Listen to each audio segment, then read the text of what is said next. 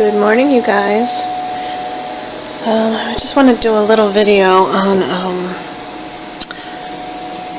how we are growing some microgreens in the living room, which is the warmest room in the house. Hopefully you can see this because it's dark in here. We're in the living room here where the wood stove is, and it's an old farmhouse, very drafty, not insulated, and it's a big drafty house, so I have to do these in here, but they're starting to come up. I've got this underneath is oats. I've got 3 flats of sunflowers and some wheat berries coming up, and then I've got an extra one.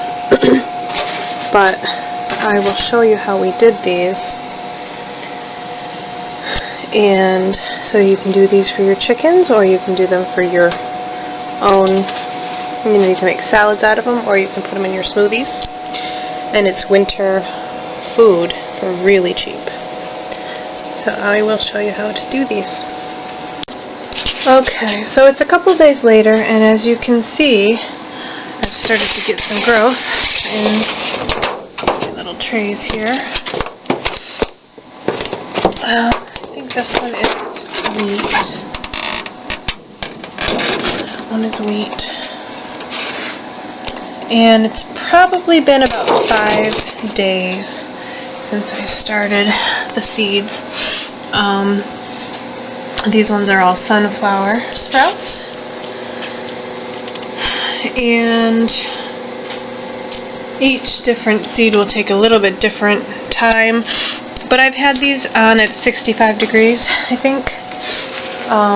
We have the wood stove on in here, so this is the warmest room. It's about between 62 and 65. I don't know if you can see that, but it seems like the higher, because I had them stacked on top of each other, the higher the tray, the better they germinated. So you gotta, I keep changing them around so that they'll all germinate. This one was the best one. This one germinated the best. Oopsie. So this is about 4 or 5 days, and they're all coming up. I haven't had to water them. I watered them the first day, and I haven't watered them because the tray, the plastic little greenhouse on top of it has kept it plenty wet for the germination. And these, I don't know if you have a Family Dollar store where you are, but we have them all over. There's one in every town at least. And that's where I got these trays. These are not greenhouse trays. These are actually for cooking. They're little cake pans. And you can get them with the lids, that come with the lids. You get them at, I think, other stores. Grocery stores even have them. Any place that you can buy housewares. I'm sure you could probably get them at dollar stores. But these came in packages of 2 for $2.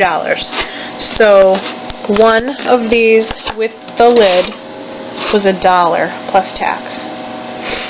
So instead of buying those greenhouse trays that you see at the nurseries and the home improvement stores, which cost $12.99 or more, I think the Park Seeds catalog has them for like $25, which is crazy to me. I mean, of course, theirs are high quality, but I can get lots of uses out of these. And what I will probably do is, for the chickens, I will take them, see how it's forming a mat on the bottom? I will take them right out of the trays and give the whole thing to the chickens. You see that? I can eat this myself. I can put the greens in smoothies. Sunflower sprouts are great in smoothies. If you're going to use them yourself, you just chop off the tops. And with the The oats and the wheat, it's even better to chop off the tops. It's easier once they get longer, because with the sunflower sprouts they still have the seeds attached. But so you can see the little seeds, but the chickens don't mind that. And I used regular seed starting mix for these, but I usually, when the ground isn't covered with 3 feet of snow, I will usually just use the dirt from outside, or the chicken coop dirt, which is basically compost. I usually use that for starting these, but I don't have access to it because the ground is absolutely frozen and I've used all the stuff that I've saved. So I did have to use some grow mix in here, which is a pretty good medium for growing seeds. But you can use whatever you want. Just don't use anything that has fertilizer in it, or the little fertilizer pellets that you see.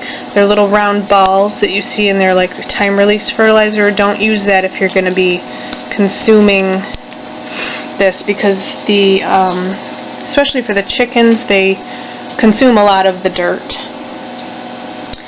So it's not good for them to be eating fertilizer. So all I have to do, what I do is I'll show you. Okay, so here I have my empty tray. This is I don't know, what is this, 6 by 9, 9 by 12, something like that, 9 by 12 maybe. So your layer of dirt on the bottom, I would say 1/4 inch, but make sure that it's all covered, because the reason that you want it all covered is because the seed that you're going to put in here, you want the moisture to surround the seed and make sure that the seed is always moist so that it will germinate. I have a couple different kinds of seed here. I have some wheat berries that I purchased from, this is, in the food section of the, you can buy it at natural food stores or the Amish, but this cost me $2, and this was probably 4 times this size. It's probably up to here when I first bought it. So I've used 3/4 of it for $2. And then you're going to put, I'll just do these so it's easy to see on camera. I've got some, you can also use the sunflower seeds. And the things that's going to save you money is getting your seed and not buying sprouting seeds, because that can be really expensive. I don't know why they cost so much. But buying the seed food grade or inexpensively, this was bird seed that you buy in big 40-pound bags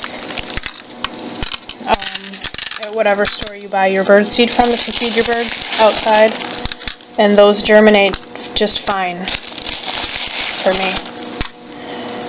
What you want to do is cover this really, really thickly with seeds, because you want as many to germinate as possible. And I've found the stuff that you buy at the grocery store will germinate just fine for you.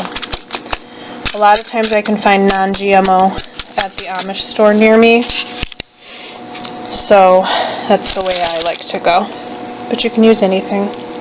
And then just lightly cover, and I pat it down so that it all connects with the seed. Pat it down really good.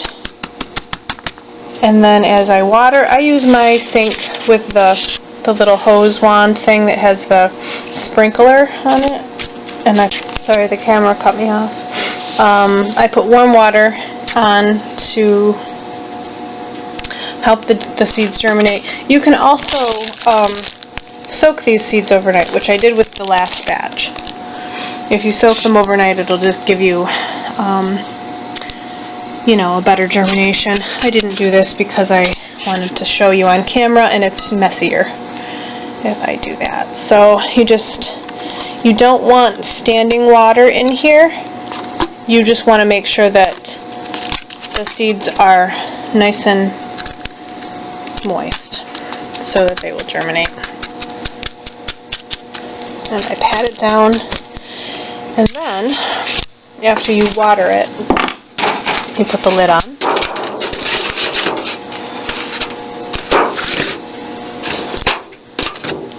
And I will add this to... The only thing that I don't like about these is that they are a little bit flimsy on the bottom, but it's not a big deal. And then I have a stack of them over here in the warmest spot of the house. 60 degrees will usually germinate seeds like this for you. But see, the higher it is up, right at the table here, it's about 64. The higher I go up, because heat rises, and it's just, we're heated with a wood stove in here, and so up here is about 70 degrees. It's that much of a difference. So your conditions will be, of course, different, because you may heat with a furnace, you may heat in a greenhouse, but I don't have this near the window. I mean, well, it's near the window, but it's not in a window, and I don't have artificial light on it. It's just in a room, and it's doing fine.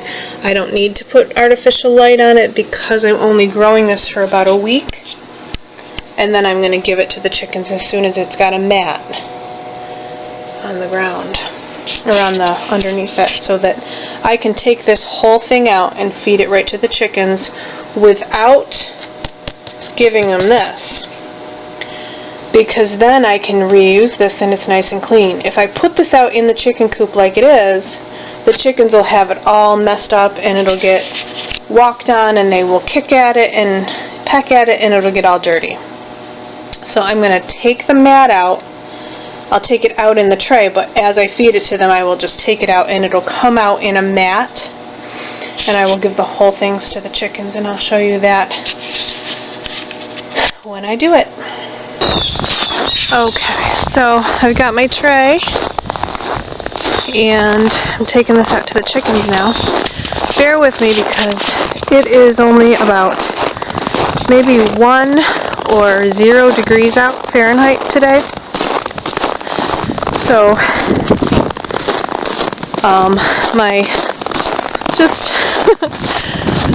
my lips are even starting to freeze, so I don't know how long I'll be able to hang out here, but I'll show you the chickens how they eat this and how I give it to them. Normally this will be a lot more, sorry, the camera. It'll be a lot more growth on this, but I want to show you this, so it's not going to be as much. But see how it comes out in a clump? And I will give this to the chickens, you guys, and they just love it. And they'll even eat the roots and some of the dirt. It's really cold today.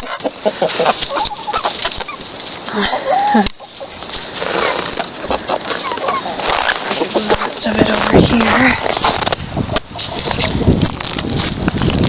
See how it forms a mat on the bottom? Keeps it all together for them. And then you can just give them a whole bunch of it. Oh my gosh, you guys. Always an issue, huh? There you go. Always an issue with you roosters. Look how big this one is. This is a big rooster. So pretty.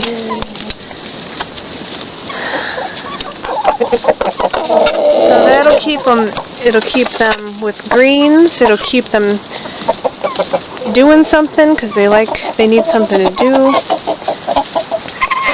and it's a good winter project.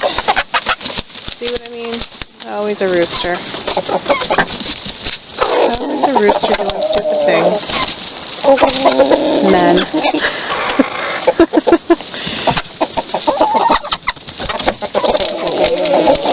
Alright, calm down.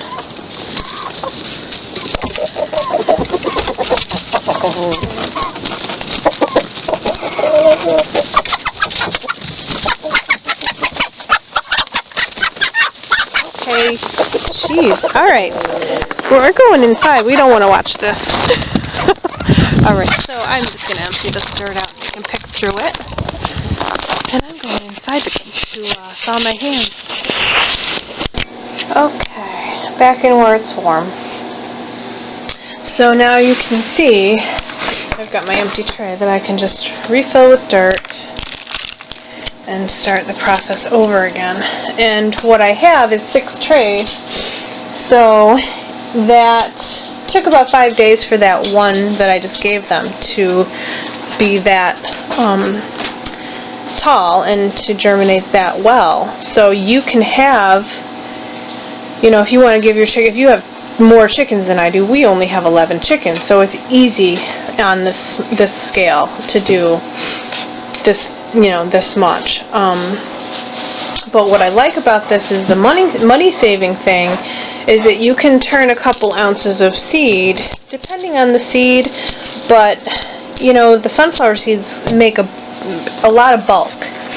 So you can turn a couple ounces of seed into a couple pounds of food for your chickens, or for yourself if you want to eat the sprouts yourself, which is really, really good for you know, winter greens. So I really like there's no waste, especially if you're using your compost from your property. There's absolutely no waste because you're putting it right back to the animals themselves, and you're putting it back into the chicken coop where they're going to compost it. So any waste that's left, which is very, very minimal, is going to go right back to your compost system. We don't have compost piles like other people do. We